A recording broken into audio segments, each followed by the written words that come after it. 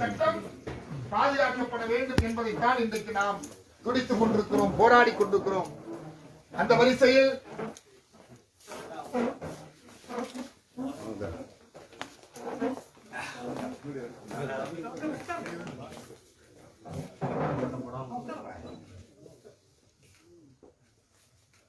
எனவே அப்படிப்பட்ட நிலையில் சனாதன கோட்பாட்டை எதிர்த்து நின்ற பல நிலைகளில் நாம் போராடி இருக்கிறோம். அந்த போராட்ட வடிவத்தில், அந்த போராட்ட வரிசையில் ஒரு முகமதியராக இருந்து அனுபவம் பெற்று தன்னுடைய படிப்பாலும் ஆற்றலாலும் திறமையாலும் புதுக்கோட்டை சமஸ்தானத்திற்கு வழியாக பல நலன்களை, சமூக திட்டங்களை பார்த்து தந்த மறைக்கப்பட்ட திவான் கலிமுல்லாவுடைய வரலாறை நமக்கு வழங்கி இருக்கக்கூடிய அண்ணன் KM சயீப் அவர்களுக்கு நான் நெஞ்சார்ந்த சமூக நன்றியையும் வாழ்த்துக்களையும் இந்த சமூகத்தின் வழியாக தெரிவிக்க கடமைப்பட்டிருக்கிறேன். இன்னும் பல நிலைகளில் இது ஒரு ஸ்காலர் எடுத்து செய்ய வேண்டிய வேலையை செஞ்சு வச்சிருக்காரு. ஏதோ நூல் இருக்கிறவங்க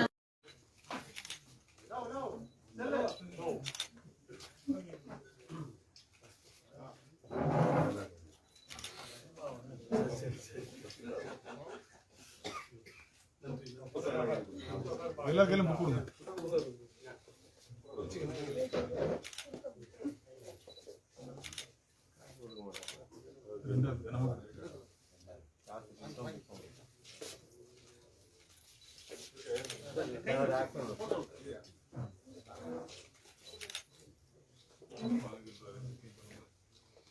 எல்லாரும் வச்சுட்டு அப்படியே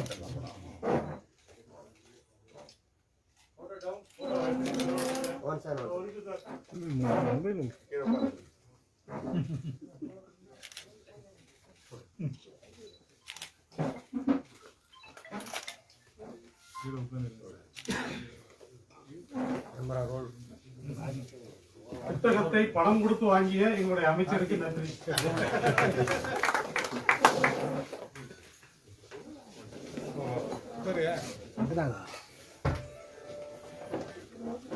வரலாறு குறிக்கின்ற இந்த விழாவிற்கு தலைமையேற்று நடந்து கொண்டிருக்கிறார்.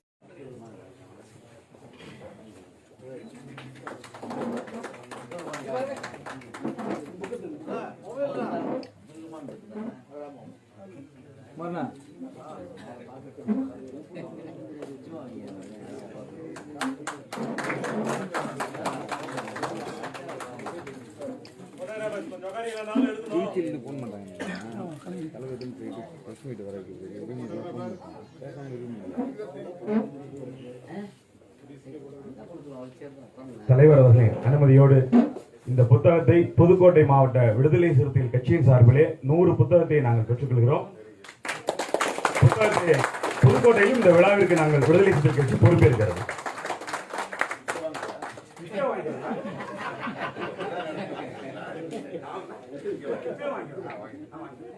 இப்பே வாங்கிடலாம் 100 புத்தகத்துக்கு. புதுக்கோட்டை மாவட்ட இசிகா சார்பில் தலைவர் அவர்களுக்கு பொன்னாடை போட்டு போயிருக்கிறோம். தலைவர் அவர்கள் அண்ணன் KM சயீப் அண்ணன் அவர்களுக்கு பொன்னாடை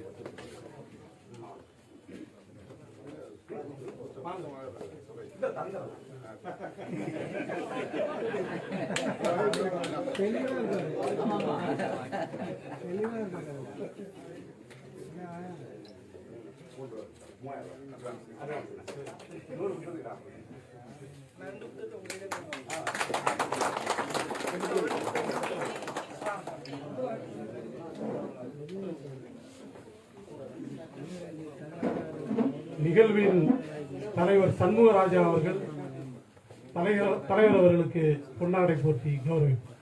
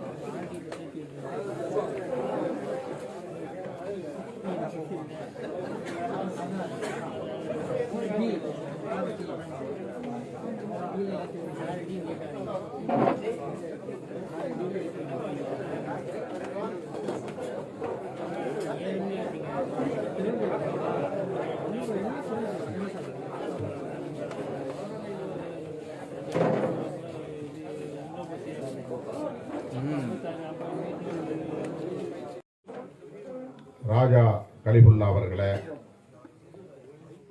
அனைவரையும் வரவேற்று சிறப்பித்திருக்கிற ஜாஃபர் சாதிக் பாக்கவி அவர்களே,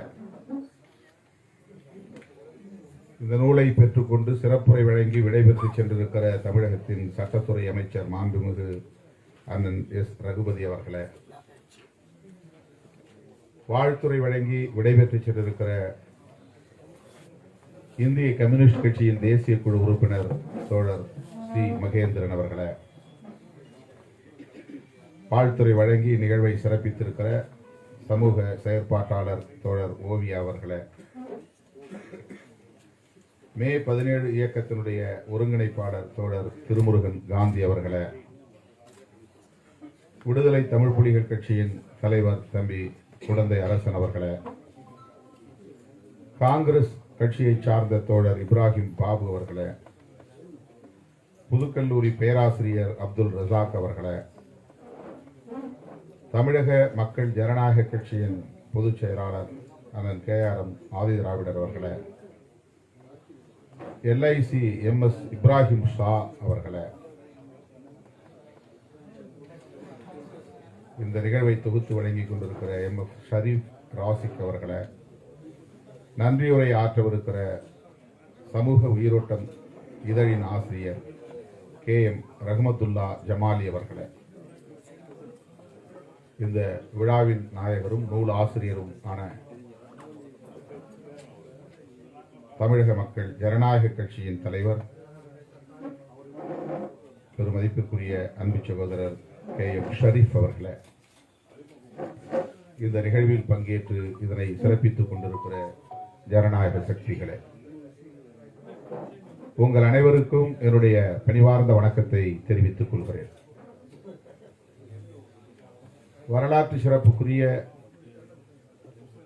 நிகழ்வாக இது நடந்தேறிக் கொண்டிருக்கிறது.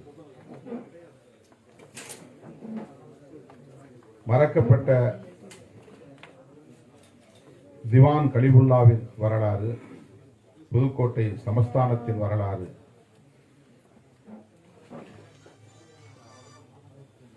தேடி கண்டுபிடிக்கப்பட்டு 5 ஆண்டுகள் உழைத்து ஒரு ஆவணமாக்கப்பட்டிருக்கிறது.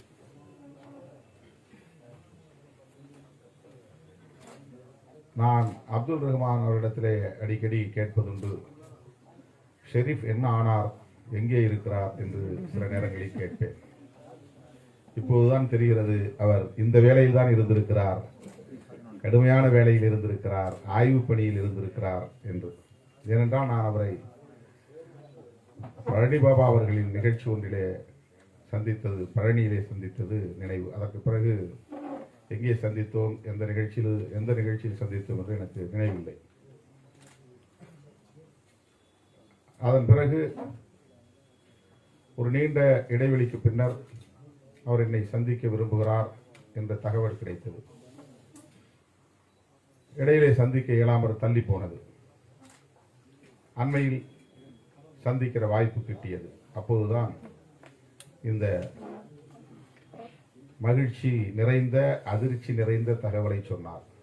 இப்படி ஒரு நூலை நான் எழுதியிருக்கிறேன், அதை நீங்கள் தான் வெளியிட வேண்டும், ஏதேனும் ஒரு நாளை ஒதுக்கித்தாருங்கள் என்று என்னிடத்திலே கேட்டார். அவர் என்னை சந்திக்க விரும்புகிறார் என்றதும் நான் வழக்கமாக அரசியல் கட்சி என்கிற அடிப்படையிலே அரசியல் சார்ந்த விஷயமாகத்தான் இருக்கும், ஏதோ அவர் பேச விரும்புகிறார் என்றுதான் நான் எண்ணி இருந்தேன்.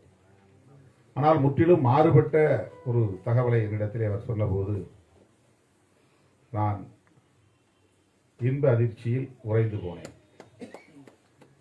நல்ல முயற்சியில் ஈடுபட்டிருக்கிறார், ஒரு புத்தகத்தை எழுதியிருக்கிறார்,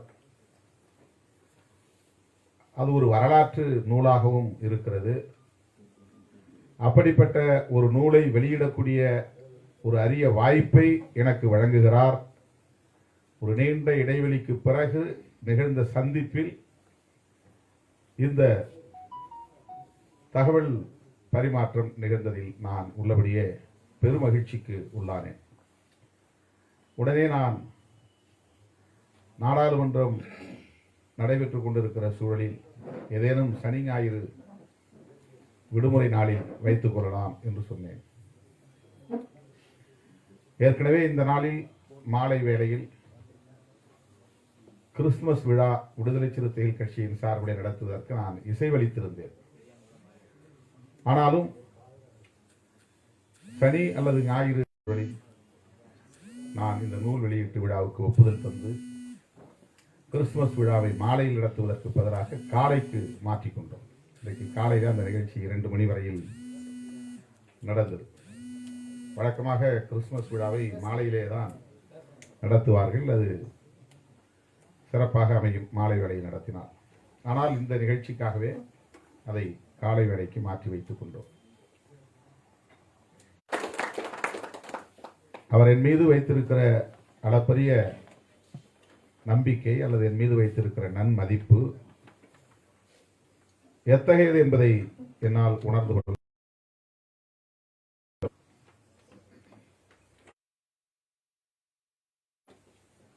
ஆகவே நான் மீண்டும் ஒரு முறை என்னுடைய சிறப்பான நன்றியை அவருக்கு உறுத்தாக்குகிறேன். நான் இந்த நூலை படித்திருக்க மாட்டேன் என்று அவரே தொடக்கத்தில் தன்னுடைய தொடக்க உரையில் சொன்னார். என்னை மட்டும் சொல்லியிருந்தால் நான் சற்று காயப்பட்டிருப்பேன். அமைச்சரையும் சேர்த்து நீங்கள் 2 பேருமே படித்திருக்க வாய்ப்பில்லை என்று எங்களுக்காகவும் அமைச்சர் ரகுபதி அவர்களுக்காகவும் சுருக்கமாக சொன்னார். தோழர் மகேந்திரன் அவர்களும் தோழர் திருமுருகன் காந்தி அவர்களும் முழுமையாக இந்த நூலை படித்திருக்கிறார்கள். அது ஒப்புதல் வாக்கு மூலமே தந்தார். 2 முறை நான் படித்து விட்டேன் என்று. தோழர் மகேந்திரன் அவர்கள் சுருக்கமாக பேசினாலும் இதில் உள்ள பொருளை மிக அழுத்தமாக நம்மிடத்திலே எடுத்துரைத்தார். அதுபோல திருமுருகன் காந்தி அவர்களும் மிகச் சிறப்பாக தன்னுடைய கருத்துக்களை பதிவு செய்திருக்கிறார். இந்த புத்தகத்தில் என்ன பேச வேண்டும் என்பது குறித்து தொடர் ஓவியா அவர்களும் குடந்தை அரசன் அவர்களும் தாங்கள் படித்ததை இங்கே எடுத்து வைத்து விட்டார்கள். எனவே மறுபடியும் நான் புத்தகத்துக்குள்ளே சொல்லுவதற்கு எதுவும் இல்லை. ஆனால் இங்கே கிடைத்த நேரத்தை பயன்படுத்தி ஒரு 50 பக்கங்கள் நான் படித்தேன். 50 பக்கங்களை படித்தேன். அவருடைய முன்னுரையில் இருந்து சங்கராச்சாரியார் வருகை வரையில். சங்கராச்சாரியார் வருகை பாதிதான் படித்தேன், முழுமையாக படிக்க இயலவில்லை. இடையிலே காந்தி விஜயம் அதை தள்ளிவிட்டு சங்கராச்சாரியார் மட்டும் படித்தேன். திருமுருகன் காந்தி அவர்கள் சொன்னதைப் போல வரலாற்றை அறிந்து கொள்ள முனையக்கூடிய யாருக்கும் இந்த புத்தகம் ஒரு ஈர்ப்பை தரும். படிச்சுட்டே இருக்கணும். நிறைய இன்ஃபர்மேட்டிவ் புக், நிறைய தகவல்கள் அடங்கிய ஒரு. எனக்கு என்ன வியப்பு என்றால், அவர் இந்த புத்தகத்தில் என்ன எழுதியிருக்கிறோம் என்று சொன்னதை விட இந்த தரவுகளை எல்லாம் எப்படி திரட்டினேன் என்பதை ஒரு வரலாறாகவே எழுதலாம் அல்லது பேசலாம். அதுதான் முக்கியமானது. ஏன்னா அவர் தொடக்கத்தில் என்ன சொல்றாருன்னா, 5 வருஷமா நான் எல்லா ஆவண காப்பகங்களுக்கும் போனேன், எங்கேயுமே இல்லை. புதுக்கோட்டையில் இல்லை, சென்னையில் இல்லை, டெல்லிக்கும் போனேன். இப்படி அலைஞ்ச 5 வருஷம். ஆனால் லண்டனில் தான் இது தொடர்பான எல்லா ஆவணங்களும் இருக்கின்றன, ஆகவே அங்கு போக முடியவில்லை என்று சொன்னார். அப்படி என்றால் இவ்வளவு தரவுகளை எங்கிருந்து திரட்டினார், எப்படி இவருக்கு கிடைத்தது, அதை எப்படி தன்னுடைய நடைக்கு கொண்டு வந்து அதை பதிவு செய்தார். இது வரலாறு எழுதிய வரலாறு என்றே ஒரு புத்தகத்தை அவர் எழுத வேண்டும்.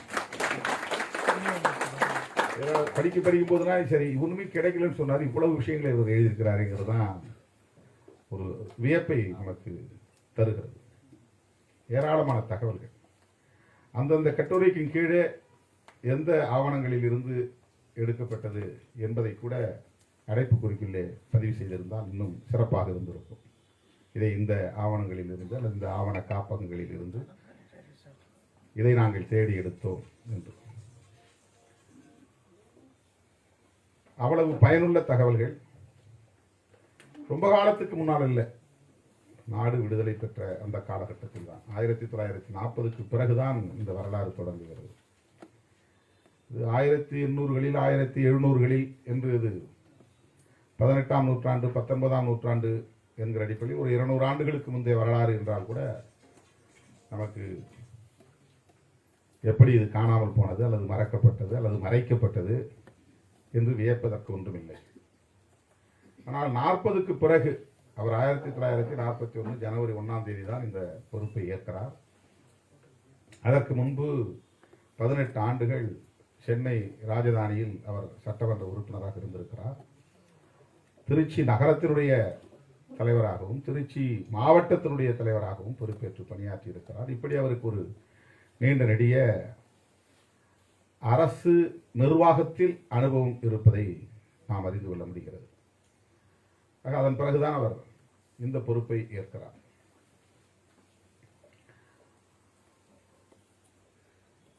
அவர் எப்படி வரலாற்றில் மறக்கப்பட்டார் அல்லது மறைக்கப்பட்டார், அவர் ஆற்றிய பணிகள் நமக்கு அவர் ஒரு பெரியாரிஸ்ட் என்பதை உறுதிப்படுத்துகிறது. இஸ்லாமியர்கள் பொதுவாக பெரியாரை கொண்டாடுவதில்லை. ஏனென்றால் இஸ்லாமியர்களுக்கு இறை நம்பிக்கை அதிகம். இறை நம்பினால்தான், இறை நம்பிக்கை இருந்தால்தான் இஸ்லாமியராகவே இருக்க முடியும். அது மிக முக்கியமானது. ஆகவே பெரியாரை பெரும்பாலும் யாரும் போற்றுவதில்லை, கொண்டாடுவதில்லை. ஏனென்றால் அவர் இறை மறுப்பாளர், கடவுள் மறுப்பாளர்.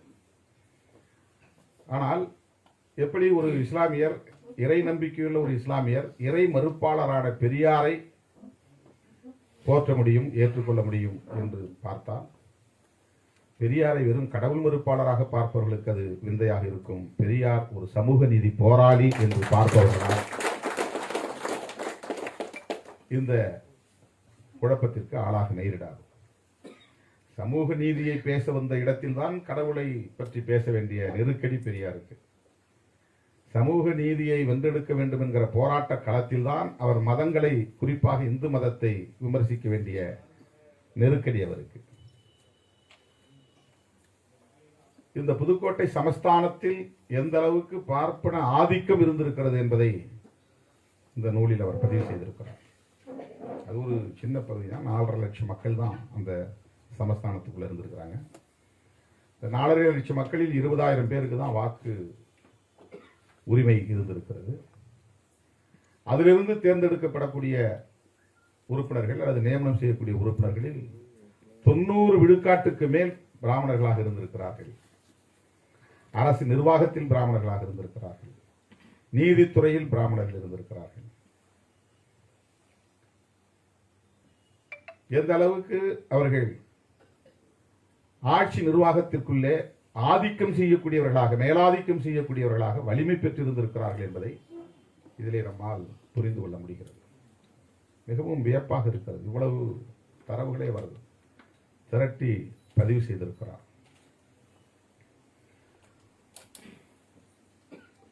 சத்தியமூர்த்தி ஐயர், அவர் காங்கிரஸ் கட்சியின் முக்கியமான ஒரு தலைவர். நாம் அறிந்த சத்தியமூர்த்தி காங்கிரஸ்காரர். அவரும் புதுக்கோட்டை சமஸ்தானத்திற்குள்ளே வரக்கூடாது என்று ஒரு முறை தடை விதிக்கப்பட்டிருக்கிறது. அவர் ஏன் உள்ளே நுழையக்கூடாது என்று தடை விதிக்கப்பட்டதற்கும், சங்கராச்சாரியார் உள்ளே நுழையக்கூடாது என்று தடை விதிக்கப்படவில்லை, ஆனால் வரவேற்கப்படவில்லை. அவருக்குரிய மரியாதையை அந்த சமஸ்தான அரசு, அந்த தர்பார் செய்யவில்லை, தயாராக இல்லை. சிருங்கேரி மடாதிபதியும் இங்கே வருவதற்கு தகவல் கொடுத்திருக்கிறார். அரசு அதற்கு இசைவு தரவில்லை. நம்முடைய காஞ்சி மடாதிபதி பெரியவாள் ஸ்ரீ சேகரேந்திர சரஸ்வதி சுவாமிகள், காஞ்சி காமகோடி பீடாதிபதி ஜெகத்குரு ஸ்ரீ சந்திரசேகரேந்திர சரஸ்வதி சுவாமிகள், அவரும் அங்கே வருவதற்கு அறிவிப்பு செய்து அவரை வரவேற்பதற்கான முயற்சிகளை எல்லாம் மேற்கொள்ள நினைத்த போது, அவர்கள் அதற்கான வேண்டுகோளை வைத்தபோது, ஆட்சி நிர்வாகம் அல்லது அந்த மன்னர் குடும்பம் அதற்கு ஒப்புதல் அளிக்கவில்லை. இது ஏன் நிகழ்ந்தது என்பதை அதில் அவர் பதிவு செய்திருக்கிறார். அதை மட்டும் நான் உங்களுக்கு சொல்லுவது என்னுடைய கடமை என்று நான் கருதுகிறேன். எல்லா தலைப்புகளையும் நாம் பேச வேண்டிய அளவுக்கான செய்திகள் இருந்தாலும், எந்த அளவுக்கு பிராமணர்களின் மேலாதிக்கம் இருந்திருக்கிறது, அவர்கள் எப்படிப்பட்ட பிரச்சாரங்களை மேற்கொண்டிருக்கிறார்கள், எந்த அளவுக்கு விழிப்பாக தம்முடைய கருத்தியலை நிலைநாட்டுவதில் இருந்திருக்கிறார்கள் என்பதை 59வது பக்கத்தில் தொடங்குகிறது. காஞ்சி காமகோடி சங்கராச்சாரியார் புதுகை விஜயம். அவருக்கு ராஜாங்க மரியாதைகளை செய்ய வேண்டும் என்று அவர்கள் விரும்பியிருக்கிறார்கள். 1924ஆம் ஆண்டு டிசம்பர் மாதத்தில் ஜெகத்குரு காஞ்சி காமகோடி பீடாதிபதி சங்கராச்சாரிய சுவாமிகள் புதுக்கோட்டை மார்க்கமாக பிரயாணம் செய்தார்கள். ஆனால் அரசாங்கம் அவர்களை உபசரித்து அவருக்கு தேவையான மரியாதைகளை செய்ய மறுத்ததால் ஆச்சாரியார் தலைநகரில் தங்காமல் சென்று விட்டார். இவ்வாறு 2 சங்கராச்சாரியார்களும், முன்னாடி சிருங்கேரி சரஸ்வதி, சிருங்கேரிங்கிற இடத்துல உடைய மடத்தை சார்ந்த சங்கராச்சாரி இங்க வரணும்னு நினைச்சிருக்காரு. அவருக்கும் இங்க ஒப்புதல் கொடுக்கல. 2 சங்கராச்சாரியார்களுக்கும் அரசாங்க மரியாதை செய்யாததற்கு காரணம், ஏற்கனவே சமஸ்தானம் வந்திருந்த போது, இதுக்கு முன்னாடி ஒரு தடவை அவங்க வந்திருந்த போது காஞ்சி காமகோடி பீடாதிபதி ஜெகத்குரு சுவாமிகள் உபன்யாசம் செய்த போது, அவர் பேசின போது, உரையாற்றிய போது என்ன சொல்லியிருக்கிறார், அதை மட்டும் நான் கட்டாயமா படிச்சாகணும். ரொம்ப முக்கியமானது. நமது இந்து மதம் என்பது, அவர் ஹிந்துனே போட்டுருக்காரு, கவனமாக தான் பதிவு பண்ணியிருக்காரு. ஹிந்து மதம், இந்து மதம் ஈ போடல.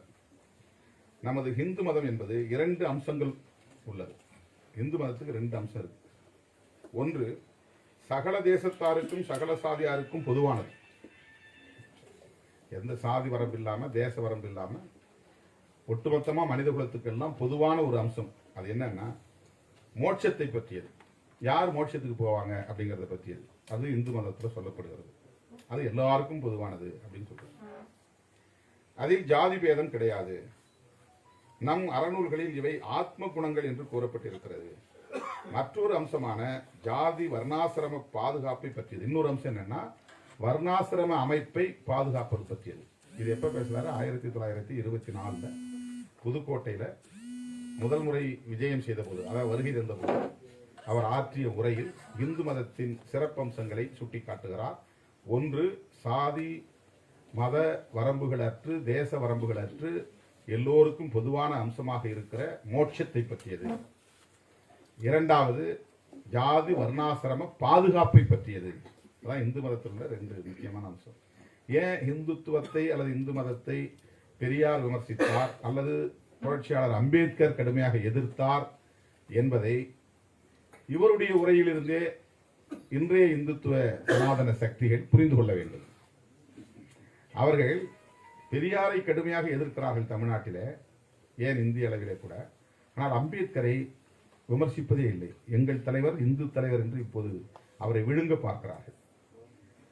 அந்த மாய வலைக்குள்ளே அம்பேத்கர் பிழைப்புவாதிகள் போய் சிக்கிக் கொள்கிறார்கள். இதுதான் பெரிய கவலை. அதில் 2 சிறப்பு அம்சங்களை குறிப்பிடுகிறார்கள். ஒன்று மோட்சத்தை பற்றியது, அனைவருக்கும் பொது.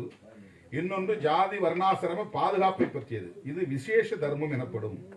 இது அந்தந்த தனி வர்ணத்தாருக்கும் பிராமணருக்குமான பிரத்யேக கடமைகளை போதிக்கிறது. ஒவ்வொரு வர்ணம் அதாவது பிராமணன், சத்திரியன், வைசியன், சத்திரியன், வைசியன், சூத்திரன் அப்படிங்கிற ஒவ்வொரு வர்ணத்துக்குமான கடமைகளை பேசுகிறது. ஒவ்வொரு சாதிக்குமான கடமைகளை பேசுகிறது அப்படின்னு சொல்றார். இக்கடமைகள் அந்தந்த தனி வகுப்பினருக்கே தவிர பொதுவல்ல. பிறர் இந்த ஜாதியில் ஒன்று சேர வேண்டும் என்றால், இப்ப எல்லாம் ஒரே சாதி அப்படின்னு நீ நினைக்கணும்னா அந்த மாதிரிலாம் சேர முடியாது. இந்த பிறவி முடிந்து மறு பிறவியில் அவ்வகுப்பில் உள்ள ஒரு தாயின் வயிற்றில் பிறப்பதை தவிர வேறு வழி இல்லை. இப்ப நீ பிராமணனா பிறக்கணும்னா இந்த சூத்திரனா பிறந்த இந்த பிறப்பு நீ செத்து மடிந்து உன்னுடைய ஆவி வெளியே இருக்கும் இல்லையா, அது போய் ஒரு பார்ப்பன பெண்ணின் வயிற்றில் புகுந்து மறுபடியும் வந்தாதான் இந்த சாதிக்கு வர முடியும். இது இந்து தர்மம் சொல்லுதுங்கிறாங்க. மறுபிறவியில் அவ்வகுப்பில் உள்ள ஒரு தாயின் வயிற்றில் பிறப்பதை தவிர வேறு வழி இல்லை. வம்ச குணங்களையும் குல தர்மங்களையும் காப்பாற்றவே நம் மத ஆச்சாரங்கள் முக்கியமாக அமைந்திருக்கின்றன. இது ரொம்ப முக்கியமானது. வம்ச குணங்களையும், அதாவது ஜாதி குணங்களை அல்லது வர்ண குணங்களையும், குல தர்மம், குலம்ங்கிறது தான் சாதின்னு இங்க நம்ம சொல்றது. குல தர்மங்களையும் அல்லது வர்ணாசிரம தர்மம்னு எடுத்துக்கலாம். காப்பாற்றவே நம்முடைய மத ஆச்சாரங்கள் முக்கியமாக அமைந்திருக்கின்றன. இந்த அஸ்திவாரத்தை அவமதித்து வரும் புதிய மத பிரிவுகளான பிரம்ம சமாஜம், ஆரிய சமாஜம் இரண்டும் ஆங்காங்கு குறைந்த ஜனங்களில் மட்டும் ஆதரவை பெற்று அதற்கு மேல் வளராமல் குறுகி நிற்கின்றன. இந்த பிரம்ம சமாஜம், ஆரிய சமாஜம்ங்கிறது தான் யார் உருவாக்குனதுன்னா இந்து மதத்தை சார்ந்த தீவிர இந்துத்துவ சக்திகள் தான் உருவாக்குனாங்க. ஒன்று பிரம்ம சமாஜம்ங்கிறது ராஜாராம் மோகன் ராய் உருவாக்குனது. ஆரிய சமாஜம்ங்கிறது தயானந்த சரஸ்வதி சுவாமிகள் உருவாக்குனது. என்னுடைய பேச்சில் அடிக்கடி நான் சொல்லுவேன், ஏன் நீங்க இவங்களெல்லாம் பேச மாட்டேங்கிறீங்க அப்படின்னு. இந்துத்துவ சக்திகள், சனாதன சக்திகள் ஏன் ராஜாராம் மோகன் ராயை பற்றி பேசுவதில்லை? ஏன் தயானந்த சரஸ்வதி சுவாமிகளை பற்றி பேசுவதில்லை? ஏன் வைகுண்ட சுவாமிகளை பற்றி, ஐயா வைகுண்டரை பற்றி நீங்கள் பேசுவதில்லை? ஏன் நாராயணகுரு அவர்களை பற்றி பேசுவதில்லை? இவங்கெல்லாம் இந்துத்துவவாதிகள் தான். இப்ப நாங்கள் அவங்களெல்லாம் யாரும் விமர்சிக்கல. ஐயா வைகுண்டரை நாங்கள் விமர்சிக்கிறோமா? கிடையாது. ஸ்ரீ நாராயணகுருவை விமர்சிக்கிறோமா? கிடையாது. தயானந்த சரஸ்வதி சுவாமிகளும் ராஜாராம் மோகன் ராய் அவர்களும் தீவிரமான இந்துத்துவ சக்திகள் தான். அவர்கள் ஏன் விமர்சிப்பதில்லை? அவங்க இந்த மதத்துக்குள்ள இருக்கக்கூடிய இந்த பிறவி பேதம், உயர்வு தாழ்வுங்கிற கருத்துக்களை தவறு என்று கருதி சீர்திருத்தி இந்து மதத்தை காப்பாற்ற வேண்டும் என்கிற அடிப்படையில கருத்துக்களை பரப்பினார்கள். உடன்கட்டை ஏறும் வழக்கத்தை ஒழிப்பதிலே முனைப்பாக நின்று அதில் வெற்றி கண்டவர் ராஜாராம் மோகன் ராய், பிரம்ம சமாஜத்தை உருவாக்கியவர். ஆரிய சமாஜத்தை உருவாக்கிய தயானந்த சரஸ்வதி சுவாமிகள். டிஏவி தான் நிறைய இடங்களை பார்ப்பீங்க. அந்த டிங்கிறது தயானந்த சரஸ்வதி குறிக்கிறது. அந்த மிஷன்ல இருந்து உருவானது. விவேகானந்தர் கூட இந்த மாதிரியான சில விஷயங்களை சுய விமர்சனம் செய்யக்கூடிய தன்மை, தீவிரமான இந்துத்துவ பற்றாளர். இந்து மதம் உலகம் முழுவதும் பரவ வேண்டும், அது வளர வேண்டும் என்று பிரச்சாரத்தை மேற்கொண்டவர். ஆனாலும் இதுக்குள்ள இருக்கக்கூடிய சில சீர்திருத்தங்களுக்கு அவர் உடன்பட்டவர். அதனால் அதிகமாக அவங்க யாரும் விவேகானந்தரை பேச மாட்டாங்க, இந்த சனாதன சக்திகள். ஆகவே இந்த ஸ்ரீ நம்முடைய காஞ்சி மடாதிபதி சொல்றாரு, பிரம்ம சமாஜம் ஆரிய சமாஜம் ரெண்டும் இந்த அஸ்திவாரத்தை தகர்க்கக்கூடிய வகையில் இருந்தது அப்படின்றாரு. திருஞான சம்பந்தர் கூட திராவிட சிசம் சொல்றது அதனால தான். ஏன் தெரியுமா? அவர் தமிழ்ல கடவுளை வழிபடுறதுக்கு பேசினாரு, பாடுகிறாருங்கிறது தான். திராவிட சிசுனா என்ன அர்த்தம்னா, பிராமணனுக்கும் பிராமண பெண்ணுக்கும் பிறந்தவன் இல்லை, கடப்புல பிறந்துட்டான்னு சொல்றாங்க.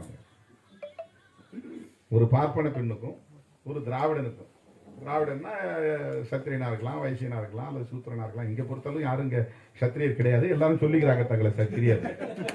தமிழ்நாட்டு வரலாற்றுல யாரும் சத்திரியர் இல்லைன்னு ஒரு ஆய்வு சொல்லுது. எல்லாமே சூத்திரர்கள் தான் அப்படின்னு. எல்லாமே சூத்திரர்கள் தான். இப்போ இந்த தமிழ்நாட்டில் திராவிட சிசு நம்ம சொல்றது, திராவிடர்கள் சொல்றது நான் பிராமின்ஸ், பிராமணர் அல்லாதவர்கள். திருஞான சம்பந்தர் தமிழ்ல சிவபெருமானை பாடினார் அப்படிங்கிறதுக்காகவே அவரை பிராமண சிசுன்னு ஏத்துக்காம திராவிட சிசுன்னு சொல்லக்கூடிய யாரும் பிராமணர்கள் திருஞான சம்பந்தன் பேர் வச்சுக்க மாட்டாங்க. திருஞான சம்பந்தன் பேர் வச்சாங்கன்னா ஒன்னு பிள்ளைமார் சமூகத்தை சார்ந்தவங்களா இருப்பாங்க, இல்ல தீவிர சைவ பற்றாளர்களா இருப்பாங்க. பிராமண சமூகத்தில் திருஞானம்ங்கிற பேர் இருக்காது. எவ்வளவு ஒரு அந்த அவங்க உள்வாங்கி இருக்கிற ஏற்று இருக்கிற அந்த கருத்தில் எந்த அளவுக்கு வந்து ஒரு பிடிமானம் இருக்கு பாருங்க, பிடிப்பு இருக்கு பாருங்க. அது தொடர்ந்து தலைமுறையாக அது நீடிக்கிறது. அந்த அளவுக்கு பரப்பி வைத்திருக்கிறார். இவங்க வந்து பிரம்ம சமாஜத்தையும் ஆரிய சமாஜத்தையும் கூட ஏற்றுக்கொள்ள முடியாது என்கிற கருத்தை காமகோடி பீடாதிபதி சங்கராச்சாரியார் பதிவு செய்திருக்கிறார். அது வளரல. இதன் சாராம்சங்களை நம் சமஸ்தான ஜனங்கள் கவனிப்பார்கள் என்று நம்புகிறேன். புதுக்கோட்டை சமஸ்தானத்தை சார்ந்த ஜனங்கள் புரிந்து கொள்வார்கள் என்று நான் நம்புகிறேன்.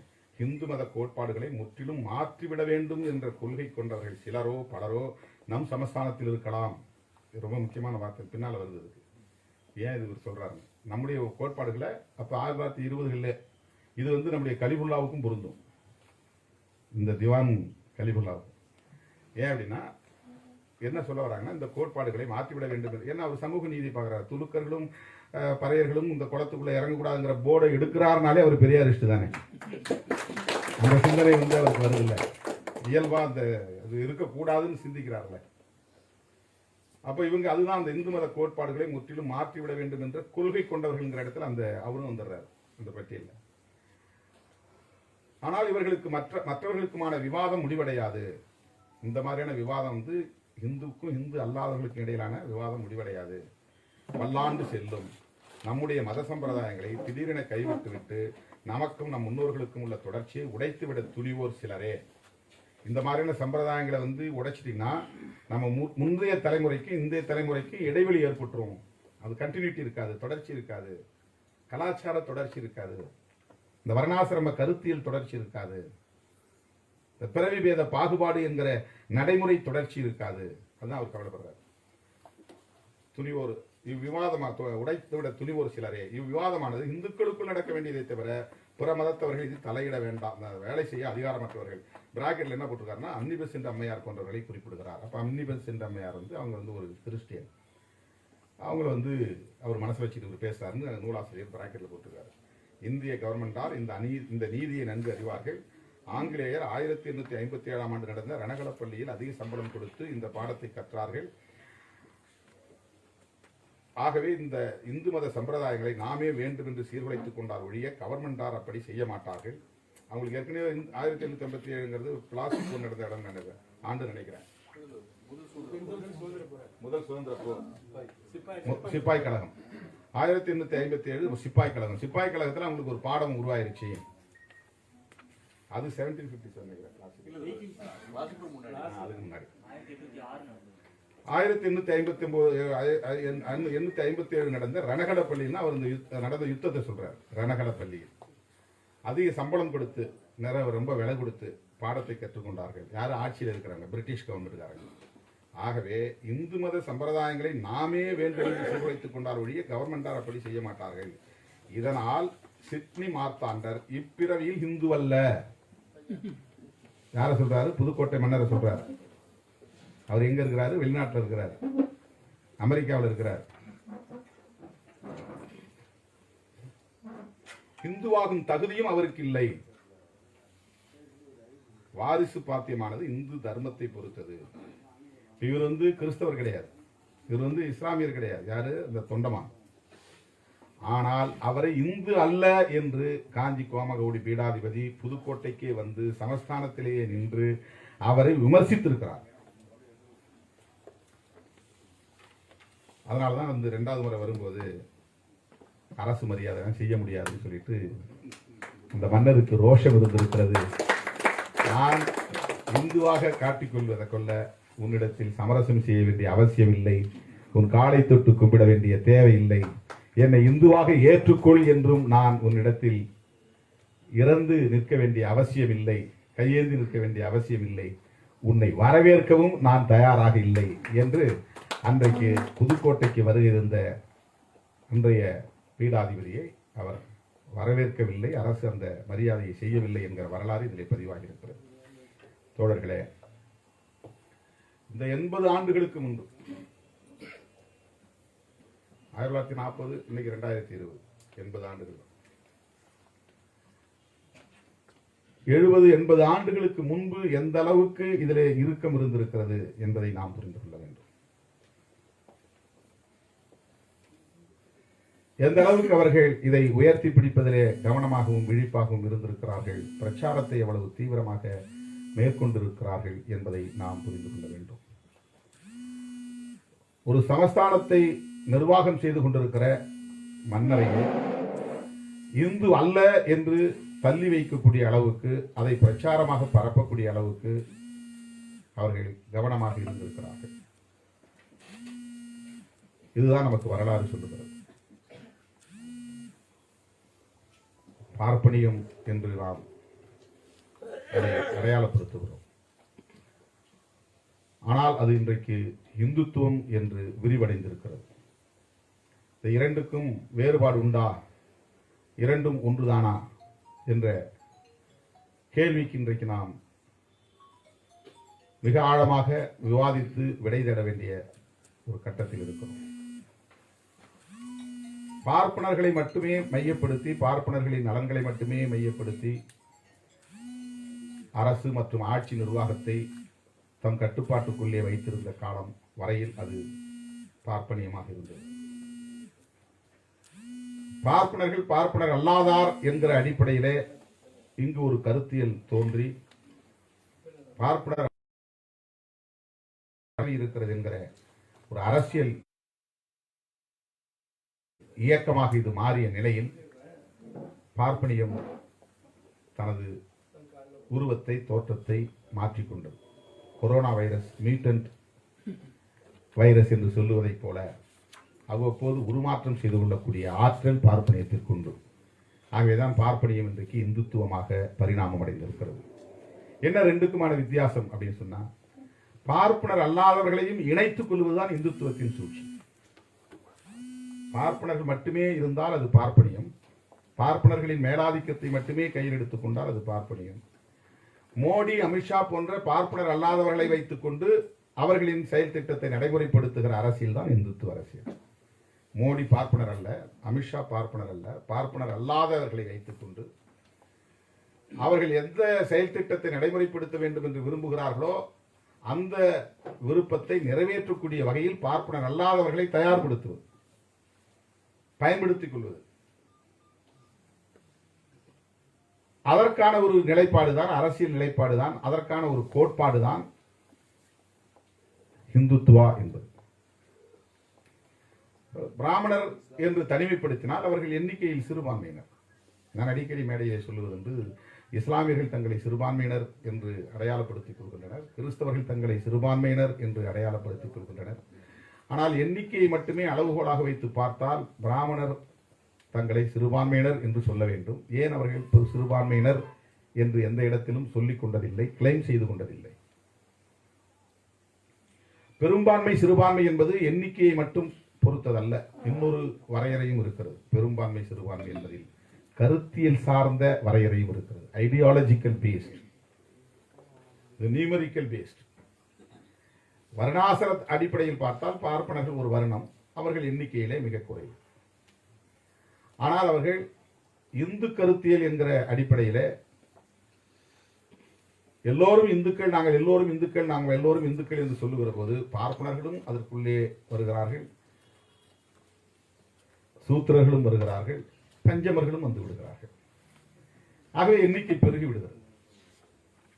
அந்த பெரும்பான்மை வளையத்திற்குள் தங்களை தற்காத்துக் கொள்கிறார்கள், தங்களுக்கான பாதுகாப்பு அரணை உருவாக்கிக் கொள்கிறார்கள்.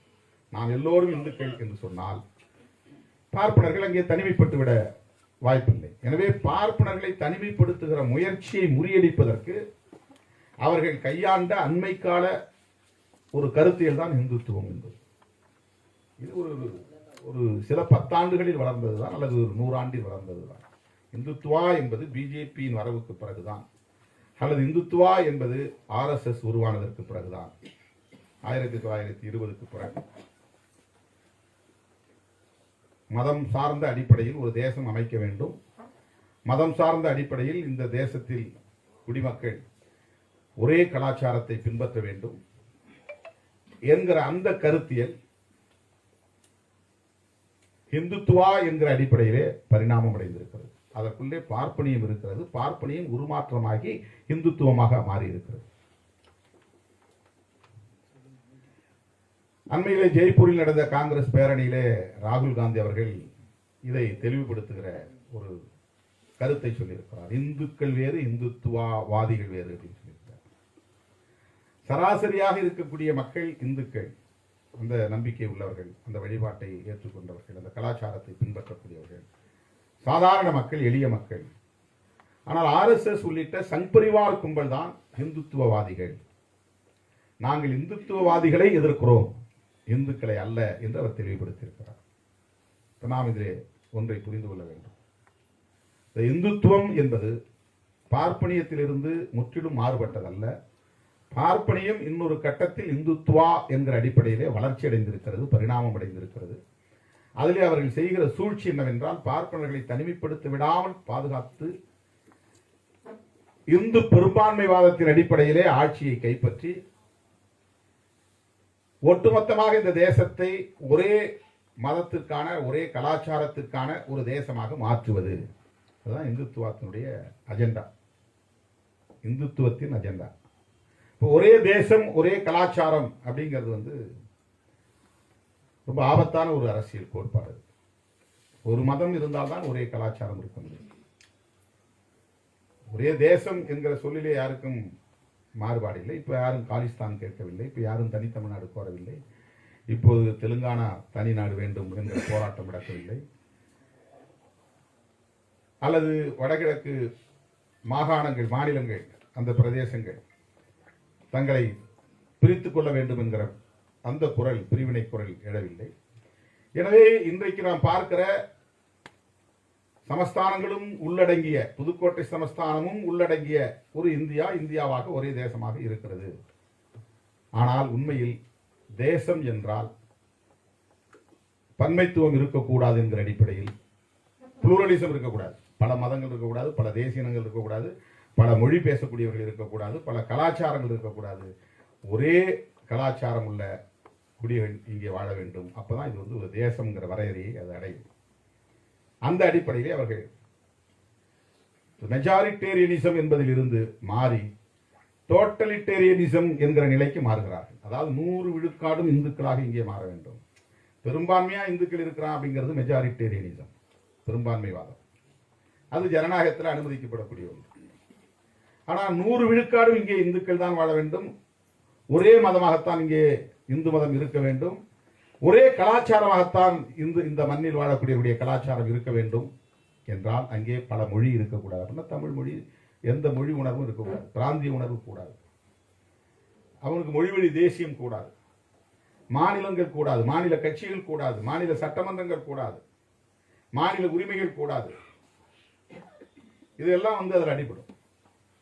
அந்த அரசியலை நோக்கி நகர்கிறது. அதுதான் இந்துத்துவம், அதுதான் இந்துத்துவம். இதை பேசுகிறவர்கள் தான் இங்கே சங் பரிவார் அமைப்பை சார்ந்தவர்கள். அவங்க தான் நம்ம இங்கே சுருக்கமா சங்கின்னு சொல்றோம். இதை நாம் ஒரு நகைச்சுவைக்கான சொல்லாடலாக பார்த்துவிட்டு நகர்ந்து விடக்கூடாது தோழர்களே. ரொம்ப கவனமா இதை செய்யணும். வரும்போது ஒரு கிறிஸ்தவ பிஷப் நினைக்கிறேன், அவர் பார்த்து ஒரு மனு கொடுத்தார். தேனிக்கு பக்கத்தில் ஒரு இடத்துல நாங்கள் நேற்று கிறிஸ்துமஸ் விழா கொண்டாட தொடங்கினோம். ஒரு 100 பேர் எங்கள் இடத்துல நின்று கூச்சல் போடுறாங்க, கிறிஸ்துமஸ் கொண்டாடக்கூடாதுன்னு. இதெல்லாம் ஒரு 10 வருஷத்துக்கு முன்னாடி தமிழ்நாட்டில் கிடையாது. யோசிச்சு பாருங்க. ஒரு 4-5 வருஷத்துக்கு முன்னாடி பைபிளை கொடுத்துறாங்க மதுரையில். இப்போ கிறிஸ்துமஸே கொண்டாடக்கூடாதுன்னு சொல்லிட்டு கூச்சல் போடுறாங்க. நியூ இயர் கொண்டாடக்கூடாது, பிரேயர் நடத்தக்கூடாது. நாளுக்கு நாள் தமிழ்நாட்டிலே சங் பரிவார் கும்பலின் சேட்டைகள் அதிகரித்து வருகின்றன. இதற்கு இடம் கொடுத்தது யார்?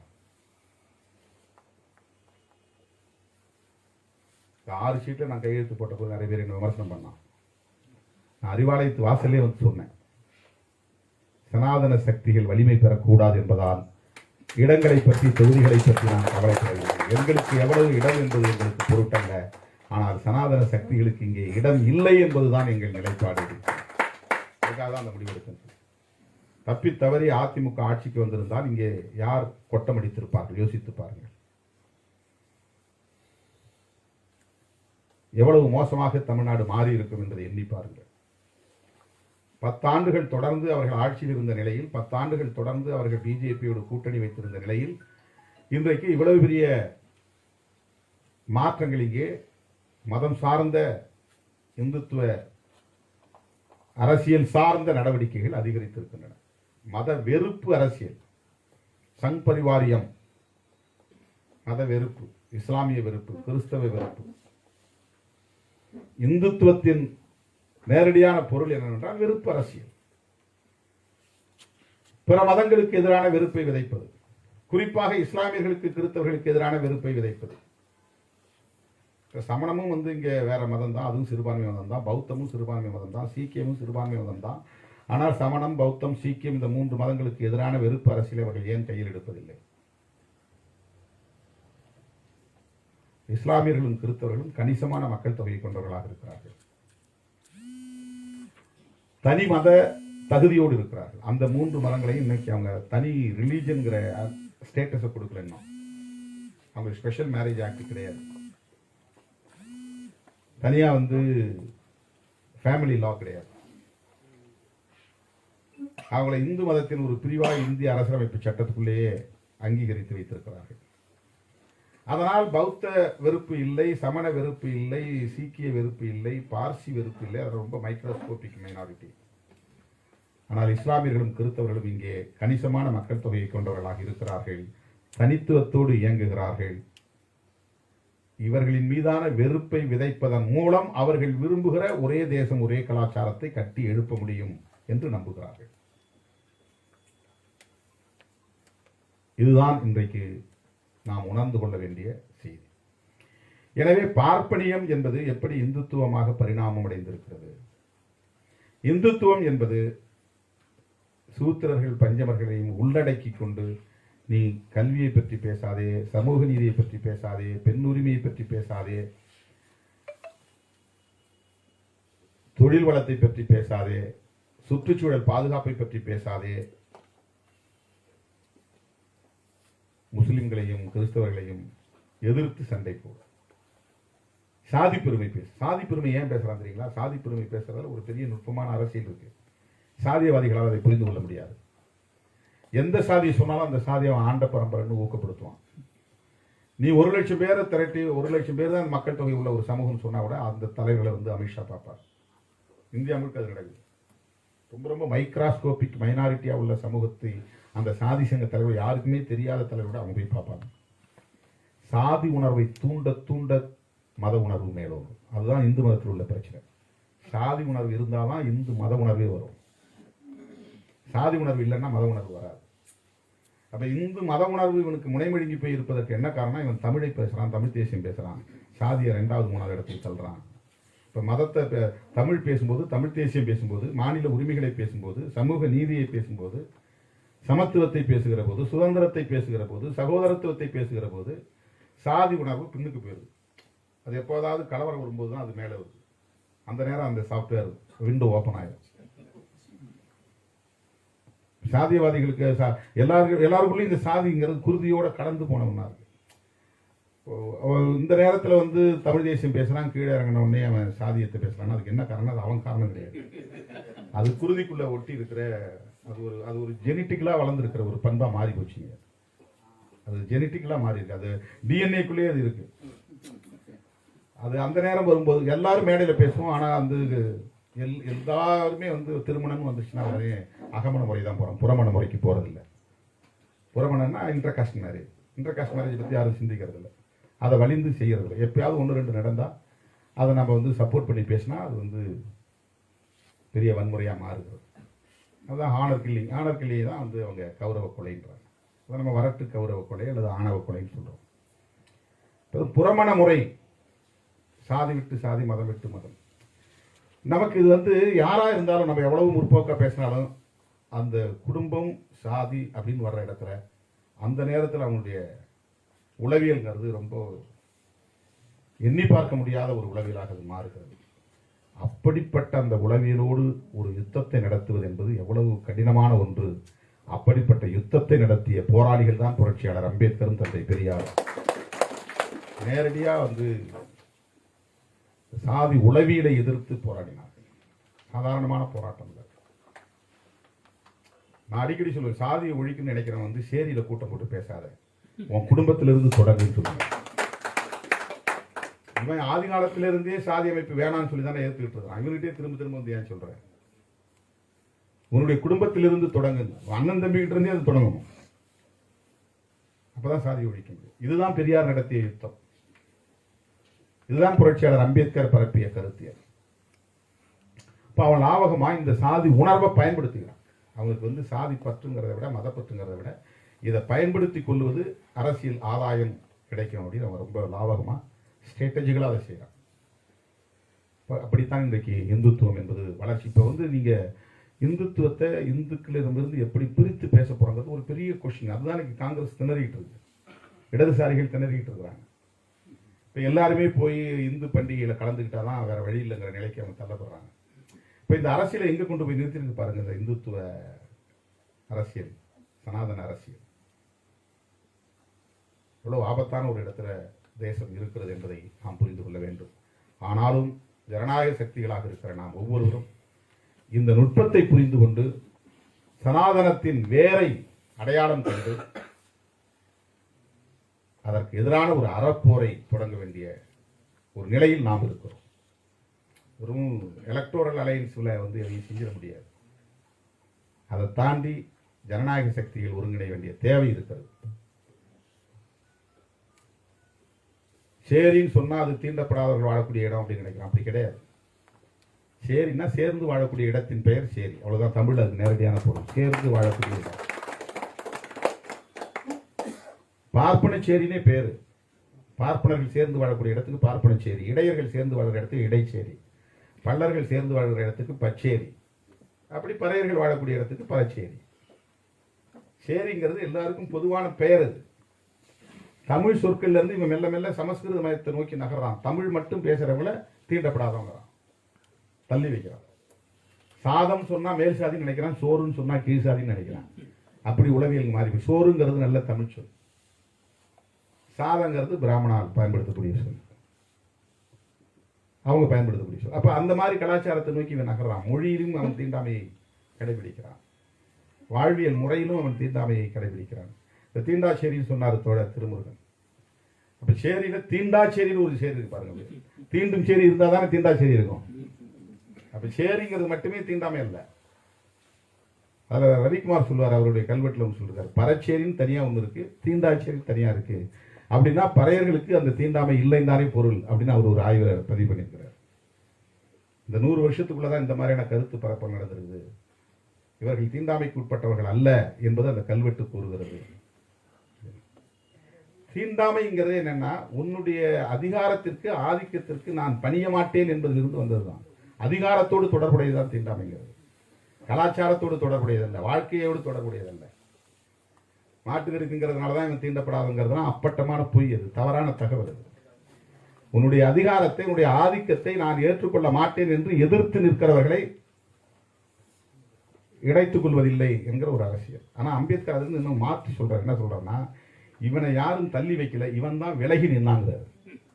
இவனை யாரும் விலக்கி வைக்கல, இவன் தான் உன்னோட சேர முடியாதுன்னு நான் விலகிட்டேன். இவன் விலகி இருக்கிறானே தவிர விலக்கப்பட்டவர் அல்ல, தள்ளி நிற்கிறானே தவிர தள்ளி வைக்கப்பட்டவர் அல்ல, ஒதுங்கி நிற்கிறானே தவிர ஒதுக்கி வைக்கப்பட்டவர் அல்ல. ஏன்னா உன் கலாச்சாரம் எனக்கு ஒத்து வராது அப்படின்னு இவனே விலகிட்டான். கும்பகோணம் பகுதியில் ஏதோ ஒரு கிராமத்தில் நடந்த நிகழ்வு அம்பேத்கர் ஒரு வரலாற்று பதிவாக சொல்றாரு. பிராமணர்கள் வரும்போது அவங்க தெருவழியா வந்தா சாணி செட்டியை கரைச்சி தொடப்பத்தில் நினைச்சு அவர்களை அடித்து விரட்டி இருக்கிறார்கள். பார்ப்பனர்களைத்தான் இவர்கள் விரட்டி இருக்கிறார்கள். பார்ப்பனர்களை விரட்டி அடித்தவர்கள், ஊருக்குள் நுழைய விடாமல் விரட்டி அடித்தவர்கள் பறையர்கள் அப்படின்னு அவர் பதிவு பண்றார். அப்ப அதனுடைய பொருள் என்ன? அவர்களால் இவர்கள் ஒதுக்கப்பட்டார்கள் என்பது தவறு, இவர்கள் அவர்களோடு சேராமல் நின்றார்கள் என்பதுதான் வரலாற்று உண்மை. அஞ்சாம் சாதின்னு சொல்றது தப்பு, எதிர்நிலையில் நின்ற சாதி. இவன் 4 பேர் சாதி வர்ணத்தை ஏத்துக்கிட்டதான் கேஸ்ட் இண்டூஸ், வர்ணத்தை ஏத்துக்கிட்டதான் கேஸ்ட் இண்டூஸ். 4 பேர், 4 வர்ணம் தான், சதுர்வர்ணம் தான். பஞ்சமன்கிறவன் 5ஆம் சாதி இல்ல, பஞ்சசீலத்தை ஏற்றுக்கொண்டு எதிர்நிலையில் நின்ற 4 பேர். நீ 4 பேர் ஒன்னா நில்லு, நான் ஒருத்தரா நிக்கிறேன்னு எதிர்த்து நின்றவன். இவர் எதிர்நிலை சாதியை தவிர அடிநிலை சாதி அல்ல. இது நாம் ஒரு மீள் வாசிப்புக்கு உட்படுத்த வேண்டிய வரலாறாக இருக்கிறது. எல்லாவற்றுக்கும் அடிப்படை இங்கே சனாதனம்தான். சனாதனத்தின் அடுத்த பரிமாணம் தான் பார்ப்பனியம். பார்ப்பனியத்தின் விரிவாக்கம் பெற்ற, உருமாற்றம் பெற்ற இன்றைய பரிமாணம் தான் அல்லது பரிணாமம் தான் இந்துத்துவம். அது புதுக்கோட்டை சமஸ்தானத்திலும் இருந்திருக்கிறது. சமஸ்தானம்ங்கிறது என்னன்னா இந்திய பிரிட்டிஷ் ஆட்சிக்கு உட்படாத பகுதி. பிரிட்டிஷ் இந்தியா, சமஷ்டி இந்தியான்னு இந்தியா ரெண்டா இருக்கு. மன்னர்களுடைய கட்டுப்பாட்டில் இருந்ததுல அதுல சில பேர் மன்னர்கள் பிரிட்டிஷாரனோட இணைந்து ஆட்சி நிர்வாகத்தை நடத்திருக்காங்க. அதுல புதுக்கோட்டை சமஸ்தானம் அப்படி இருந்திருக்கு. அதனால்தான் சண்டை சச்சரவு இல்லாம உடனே அவங்க அதுல இணைஞ்சுக்கிட்டாங்க. சர்தார் பட்டேல் அதனால்தான் இந்தியாவின் பிஸ்மார்க்னு சொல்றாங்க. இந்த சமஸ்தானங்களை எல்லாம் கொண்டு வந்து ஒன்னாக்கி ஒரே இந்தியாவை உருவாக்குறாங்க. இடையிடையே ஹைதராபாத் நிஜாம் தனியா இருக்காரு, மைசூர் மகாராஜா தனியா இருக்கிறாரு, திருவாங்கூர் மகாராஜா தனியா இருக்கிறாரு, இங்க புதுக்கோட்டை மகாராஜா தனியா இருக்கிறாரு. இந்த மாதிரி சமஸ்தான அரசுகள் அவங்க எல்லாம் பிரிட்டிஷ் இந்தியா கிடையாது. விட்டு விட்டா இதெல்லாம் ஒன்னா சேர்க்கிறாங்க. ஒன்னா சேர்த்த அவர் உள்துறை அமைச்சராக இருந்தனால அந்த பணியை செய்தார். அதனால அவர் இந்தியாவின் பிஸ்மார்க், ஐரோப்பாவை ஒருங்கிணைத்தவர் பிஸ்மார்க். அதனால இவரை இந்தியாவின் பிஸ்மார்க்னு சொல்லுவாங்க. அப்படி சிதறி கிடந்த தேசம் இது.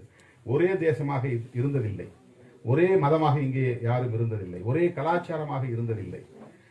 அதனால் இந்து மதம் என்ற ஒன்றும் அப்போது இல்லை. சைவம் வைணவம் என்று சாக்தம், சௌமாரம், சௌரம், கௌமாரம் இப்படிதான் இருந்திருக்கு. இதெல்லாம் ஒன்னா சேர்க்கிறாங்க. ஆகவே அருமை தோழர்களே, இது ஒரு நீண்ட சப்ஜெக்ட்.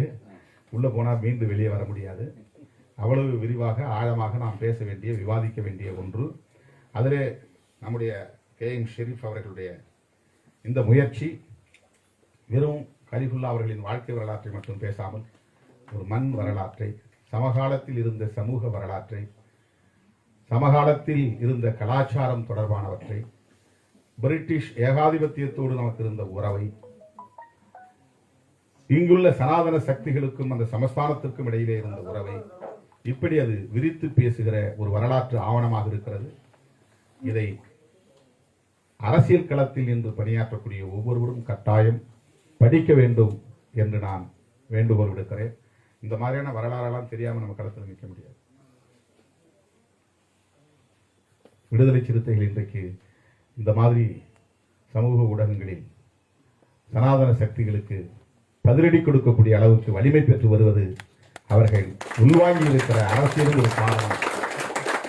இல்லைன்னா நம்மளை சாப்பிட்டு போயிடுவாங்க, ஊதிடுவாங்க. இன்னைக்கு அவங்களுக்கு எல்லாத்துக்கும் சிறுத்தைகள் இயக்கங்கிறது ஒரு பெரிய சவாலா இருக்கிறது. தேர்தல் அரசியலில் நாம் எந்த பின்னடைவை சந்தித்தாலும் கருத்தியல் தரத்தில் ஒருபோதும் நாம் சமரசமாக மாட்டோம், பின்வாங்க மாட்டோம். நம்மோடு இந்த மாதிரியான களத்தில் தளத்தில் உற்ற துணையாக இருக்கக்கூடிய அன்பு சகோதரர் KM ஷெரீப் அவர்கள் 5 ஆண்டுகள் அரும்பாடுபட்டு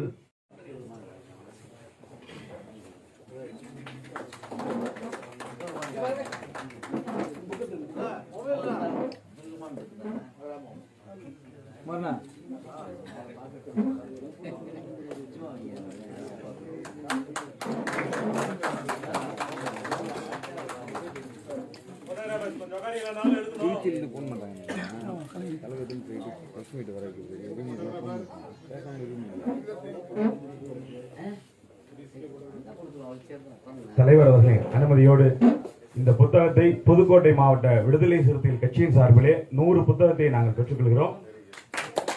புத்தகத்தை புதுக்கோட்டையில் இந்த விழாவிற்கு நாங்கள் விடுதலை சிறுத்தைகள் கட்சி பொறுப்பேற்கிறது.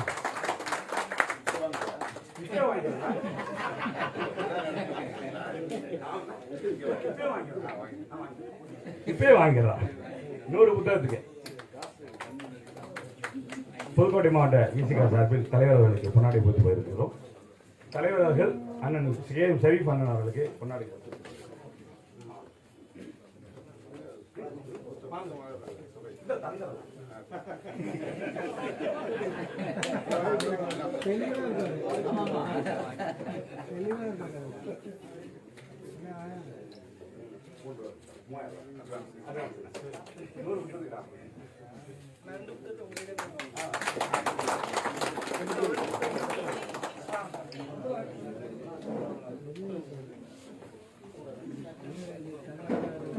நிகழ்வின் தலைவர் சண்முகராஜா அவர்கள் தலைவர் அவர்களுக்கு பொன்னாடை போற்றி கௌரவிப்பார்.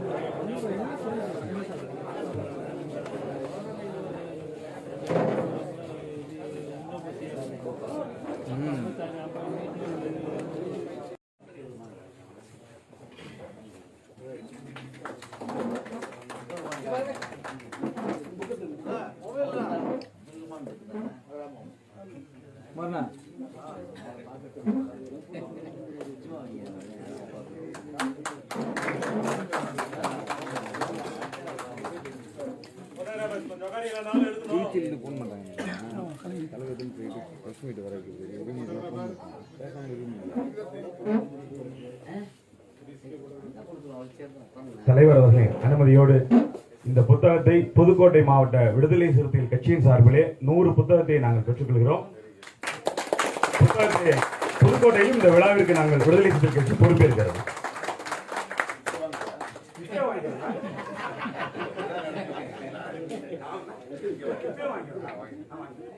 இப்பே வாங்கிறோம் 100 புத்தகத்துக்கு. புதுக்கோட்டை மாவட்ட இசிகா சார்பில் தலைவர் அவர்களுக்கு பொன்னாடை போட்டு போயிருக்கிறோம். தலைவர் அவர்கள் அண்ணன் ஷரீப் அண்ணன் அவர்களுக்கு பொன்னாடை போட்டு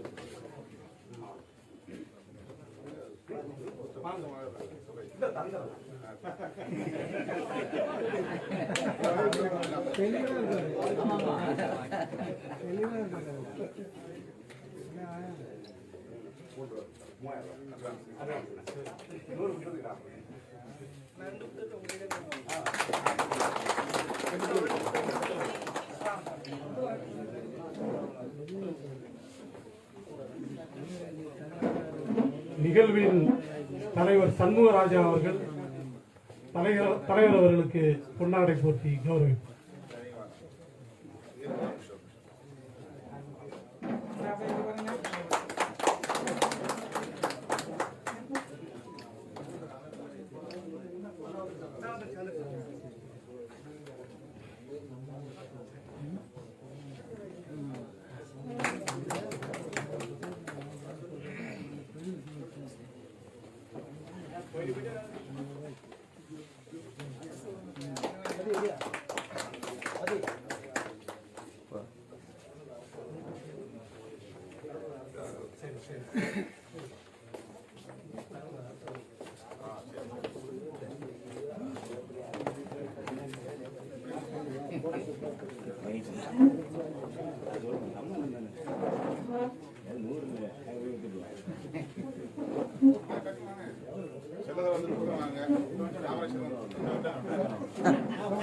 No.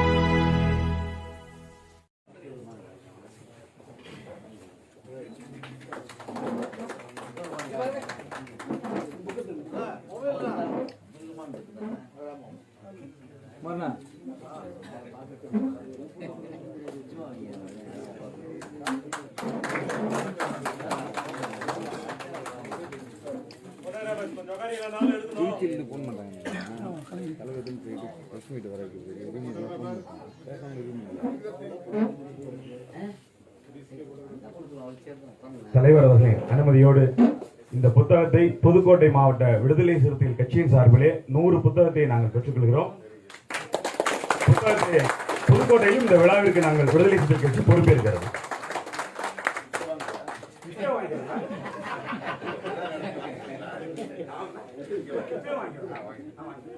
இப்பவே வாங்கிடலாம் 100 புத்தகத்துக்கு. புதுக்கோட்டை மாவட்ட விசிகா சார்பில் தலைவர் அவர்களுக்கு பொன்னாடை போட்டு போயிருக்கிறோம். தலைவர் அவர்கள் அண்ணன் ஷரீப் அண்ணன் அவர்களுக்கு பொன்னாடை